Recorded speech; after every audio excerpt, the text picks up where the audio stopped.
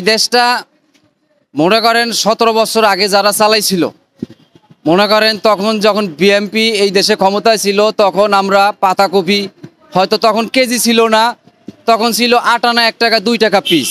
শালগমের ছিল আলি, এখন হয়েছে শালগম 60 টাকা 70 টাকা 100 টাকা কেজি। সিম ছিল মনে করেন বিএনপির আমলে 5 টাকা 10 টাকা কেজি, আর এখন সিম খাইতে হলে লাগে 100 টাকা কেজি। এখন ওই আমলে মনে করেন একটা লোক কাজ করে মনে করেন 200 250 300 টাকা পাইলেও তারা সংসার ভালো করে চালাইতে পারতো, জমাও থাকতো টাকা, তারা বড় ইলিশ মাছ কিনে খাইতে পারতো। আর এই আওয়ামী লীগ যখন ক্ষমতায় আসছে তখন মনে করেন সব জিনিসের দাম বাইরে গেছে, আর তারা প্রত্যেকটা পয়েন্টে পয়েন্টে সিন্ডিকেট করছে। এই সিন্ডিকেটের কারণে আজকে এই গরিব মানুষ আমরা যারা আছি, মনে করেন আমরা 1000 টাকা ইনকাম তো কেউ করতেই পারে না, 500 700 টাকা 600 টাকা ইনকাম করে রিক্সাওয়ালারা, দিন মজুরওয়ালারা 600 টাকার বেশি বেতন পায় না, কিন্তু দেখা যায় তাদের চাল কিনতে গেলে তরকারি কেনার পয়সা থাকে না। এখন এমন পরিস্থিতিগুলো চলতে আছে, এত যদি দাম থাকে তাহলে এই দেশের মানুষ কিভাবে বাঁচবে, কিভাবে খাবে, এটা কিন্তু খুব অসম্ভব হয়ে দাঁড়াইছে। এই জন্য আমরা বলবো যে যেই সরকার ক্ষমতায় আসুক, এই সব কিছুর দাম, পণ্য নিত্য পণ্য যত চাউলের দাম, কাঁচা বাজারের দাম, তেলের দাম, এগুলো জানি সবসময় কম থাকে। আর এইগুলো কমাইতে পারবো ওই সরকারই, যদি কখনো বিএনপি সরকার ক্ষমতায় আসে তাহলে তারাই কমাইতে পারবো, কারণ তাদের এই জন্য কমানোর ক্যাপাসিটি তাদের আছে, কারণ তারা বিগত দিনও দেশ ভালো চালাইছিল, সামনেও আশা করি তারা ভালো চালাইতে পারবে। আমরা যত গরিব মানুষ আছি সকলেই একটাই আশা করব, বিএনপি সরকার আবার ক্ষমতায় আসুক, আসলে আমাদের দেশ ভালো থাকবে, আমরা আবার ঠিক আগের মতো সব জিনিস কমে খাইতে পারবো, এইটা আমাদের আশা।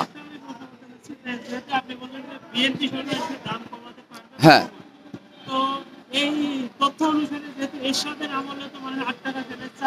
হ্যাঁ এরশাদের আমলে খেয়েছে, এরশাদের আমলে যখন 8 টাকা আমলে খাইছে, এরশাদ সবাই আগে ছিল, তখন এই দেশের জনসংখ্যা কম ছিল, 6 কোটি বাঙালি ছিল এরশাদের আমলে, তখন জনগণ কম ছিল, তখন মালের দামও কম ছিল, এখন জনগণ বেশি, সেই হিসাবে মনে করেন বিএনপির আমলে জনগণ ছিল মনে করেন 16 কোটি, তখন মনে করেন সব জিনিস সস্তা ছিল এরশাদের আমলের মতো। তবে বিএনপির একটা জিনিস কি, তারা দুর্নীতি করে না, তারা দুর্নীতি প্রশ্রয় দেয় না, তারা দুর্নীতি বুঝেও না, এই জন্য তাদের আমলটা সবসময় ভালো চলে, তারা সব জিনিস ভালো খাওয়াইতে পারে এবং সব জিনিসের দাম কম থাকে। আর যারা দুর্নীতি করে, যারা মাথা পিস্তিক টাকা নিয়ে যায়, তারা তো কোনোদিন দেশ ভালো চাইবো না। দেশের ভালো যারা চায় না, তারা জনগণের ভালো কখন চাইবো? আর বিএনপি সবসময় দেশের ভালো চায় এবং জনগণের ভালোও চায়। আমাদের এই দেশে বিএনপিরই দরকার যে আমরা আবার আগের মতো সোয়াবিন খাবো 27 টাকা, এই জায়গা মনে করেন 100 টাকায় নিলে সোয়াবিন হবে বিএনপির আমলে, দাম তো 200 টাকা থেকে 100 টাকা আমরা কম পাবো। আমরা ওই সরকারই চাই যে আমরা জনগণ কীভাবে বাইসা থাকবো, কীভাবে দুটো ডাইল ভাত খাইয়া বাঁচবো, সস্তায় পাবো, আমরা ওই সরকার চাই এবং আমরা দেশের মানুষ ভালো থাকতে চাই। কারণ আমরা কোনো দুর্নীতি সরকার চাই না, কোনো রাজাকার চাই না।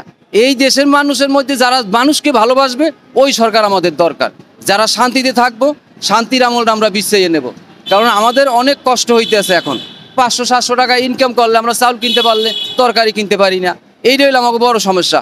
ঘর ভাড়া দিয়ে থাকতে পারি না, ঢাকা শহরে একটা ঘর লইতে গেলে 5000 6000 টাকা পাওয়া যায় না, তাও আমরা বস্তির ভিতরে থাকি।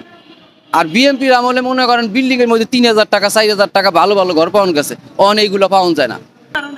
কি কারণ হয়? বিএনপির সরকারটা এমন একটা সরকার যে তারা জীবনে কোনো অন্যায় করে না, তারা দেশের ভালো চায়, তারা এই দেশটাকে সোনার বাংলাদেশ বানাইতে চায়, আর তাদের মতো লোকের ভিতরে কোনো ভেজাল নাই, পাপ নাই, এই জন্য তারা সব জিনিস সস্তায় খাওয়াইতে পারে। আর যারা মনে করেন এই দেশের টাকা আর এক দেশে পাচার করবো, হেরা তো সস্তায় খাওয়াইবো না। আজকে তেলের দাম 27 টাকার তেল আমি 200 টাকা বেচলাম, তখন কোম্পানিতে কিনে আনবো, তারা মনে করেন 27 টাকায়, আইনে পাবলিকে দ্বারা বেচবো কত 200 টাকা, তাহলে বাদ বাকি টাকাগুলো তো বিদেশ চলে জায়গা। বিএমপি তো এইটা করে না, বিএমপি 27 টাকাই খাওয়াইবো, তারা দেশের টাকা বাইরে পাচার করে না। এটা হলো সম্পূর্ণ মিথ্যা কথা, বিএনপি এরকমের আচরণ করতেই পারে না, এগুলো কিছু দুষ্কৃতিকারী লোক আছে তারা করে, বিএনপি এই ধরনের আচরণ জীবনও করবে না। আর বিএনপির এরকমের রেকর্ড নাই, যদি পারলে কোনো লোক দেখাক যে বিএনপির লোক এই অন্যায়টা করছে, এই অন্যায়টা করছে, যদি দেখাইতে পারে তার শাস্তি হবে। বিএনপি এই ধরনের অপরাধ করে নাই, কখনো করবেও না, বিএনপি জনগণের পাশে থাকে।